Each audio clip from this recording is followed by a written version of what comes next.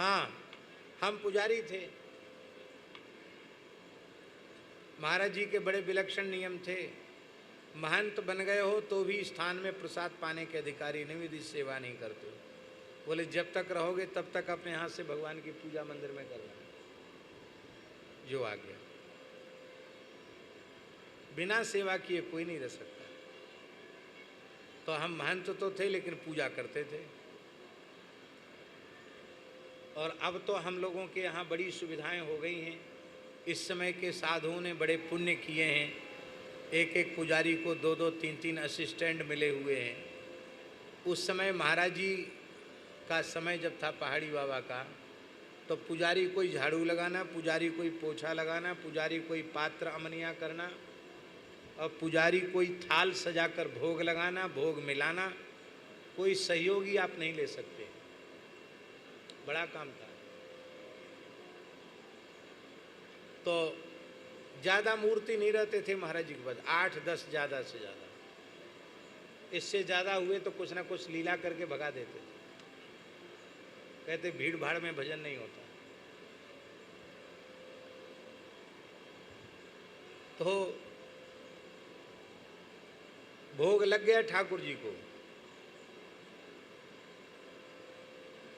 और 10-20 भगत आ गए,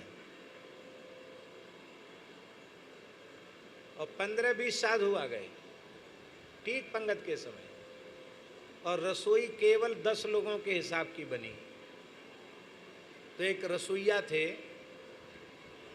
आसाम का शरीर था उनका, बहुत पवित्र आत्मा थे, ब्राह्मण कुल का शरीर था, साधु थे निम्बार्क संप्रदाय के। उनका नाम था मोहनदास।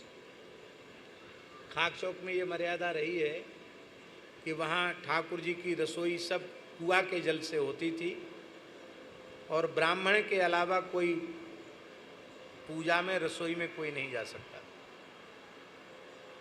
बड़ी मर्यादा थी। तो रसोई आके हमसे बोला, महाराज जी हमको बचा लीजिए। क्यों? बोले 10 मूर्ति पाएँ इतना सामान है, 50 मूर्ति बैठ गए, कैसे होगा? तो आप महाराज जी को, मैं तो बोल नहीं सकता डर के मारे, आप थोड़ा महाराज जी को बोल दो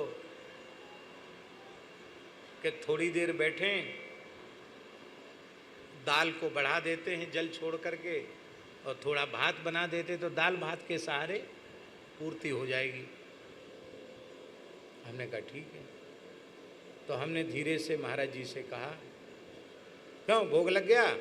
हमने कहा हाँ। भोग उसर गया? हमने कहा हाँ उसर गया। तो पंगत कराओ, क्या देरी है, पंगत कराओ। तो हमने धीरे से कहा, महाराज जी सामग्री कम है, मूर्ति ज़्यादा। चल हट, बक बक करता है। राम जी के दरबार में किसी चीज़ की कमी नहीं होती है।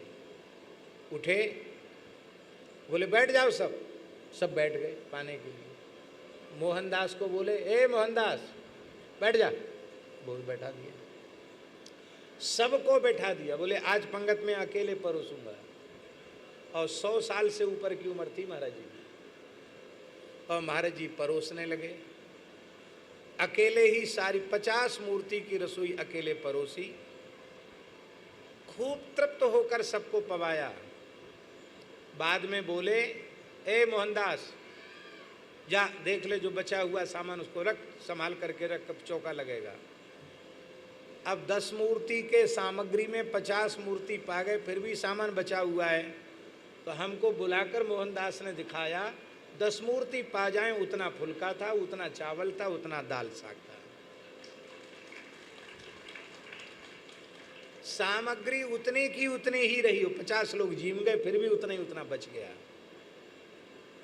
ये किसी पुस्तक में पढ़ी हुई बात नहीं बता रहे हैं, सुनी हुई नहीं बात बता रहे हैं, आंखों से देखी हुई बात बता रहे हैं।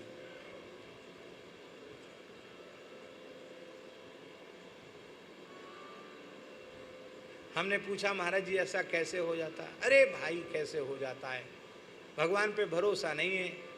देखो रघुनाथ जी की दाहिनी भुजा की तरफ तो पंगत घर है, भंडार है, और किशोरी जी की बाईं भुजा की तरफ कुठार है। किशोरी जी का करकमल बना हुआ है, रघुनाथ जी का करकमल बना हुआ है। कहाँ कमी पड़ेगी? कमी तो मन में है। ये उनका विश्वास, भगवत विश्वास। तो बस बस बात यह थी कि उनमें न असूया थी, न अनृत था, न दंभ था, न ईर्ष्या थी, न हिंसा थी, न मान था। इसलिए हमने देखा उनकी वाणी से जो निकलता था वह सत्य होता था। दूसरा एक श्लोक है, विप्राह मंत्रविदो युक्ता तय्याः प्रोक्तास्तथा शिशः ता निष्फला भविष्यन्ति न कदाचिदपि स्फुटम। जो ब्राह्मण मंत्रज्ञ हैं और वे मंत्रज्ञ ब्राह्मण प्रसन्न होकर के उपर्युक्त लक्षणों से युक्त हैं, असूया दंभ अनृत ईर्ष्या हिंसा मान आदि दोषों से रहित हैं, और ऐसे सत्यशील जो मंत्रज्ञ ब्राह्मण हैं वे प्रसन्न होकर किसी को आशीर्वाद दे दें। उन महापुरुषों की वाणी कभी झूठी नहीं होती, ये सत्य समझो। ऐसे ही पूज्य सद्गुरुदेव श्री भक्तमाली जी के जीवन में भी हमने देखा, जिसको जो कह दिया। अब महाराज जी, पहाड़ी बाबा महाराज सिद्धों के तरीके से बोलते थे और भक्तमाली जी बहुत दैन्य भाव से बोलते थे, बस इतना अंतर था।